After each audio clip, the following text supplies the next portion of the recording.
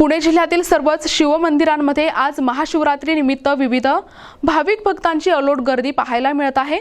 यावेळी धार्मिक कार्यक्रमांचे आयोजन करण्यात आले असून महादेवाच्या दर्शनासाठी मंदिराबाहेर भाविकांच्या लांबच लांब रांगा लागल्या आहेत। हिंदू धर्मातील परंपरेनुसार महाशिवरात्रीला विशेष महत्त्व असून आज सर्वत्र महादेव आणि शिवलिंगाच्या दर्शनासाठी भक्तांचा उत्साह ओसंडून वाहत आहे।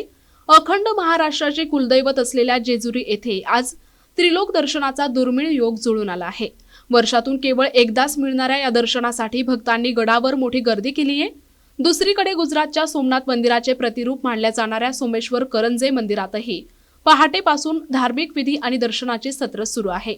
या सोहळ्यादरम्यान कोणताही अनुचित प्रकार घडू नये यासाठी पुणे ग्रामीण पोलीस प्रशासनाच्या वतीने कडेकोट बंदोबस्त तैनात करण्यात आलाय।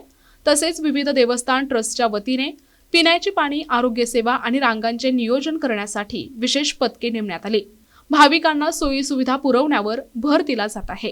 जेजुरीगड पर्वत शिवलिंगाकार मृत्यूलोकी दुसरे कैलास शिखर अशी प्रसिद्धी असणारे हे जेजुरीगड म्हणजे कैलासानंतर जर पवित्र भूमी कुठली असेल तर जेजुरीची।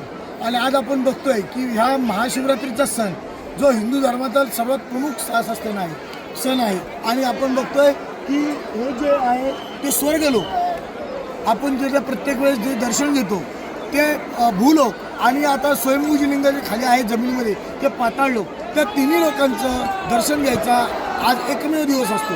त्याच्यामुळे अतिशय उत्साहात लोक भाविक या ठिकाणी दर्शनाचा लाभ घेत आहेत की ही संधी परत मिळत नाही। वर्षातून एकच दिवस हे लिंग उघडं असतं आणि आपण बघतो अभूतपूर्व गर्दी अशा जेजुरीगडावर झालेली आहे। विद्युत रोषणाई असेल, आकर्षक विद्युत रोषणाई, त्याच्यानंतर फुल सजावट असेल आकर्षक, की याचं सुद्धा विलोभनीय दृश्य आज जेजुरीगडावर पाहायला मिळते।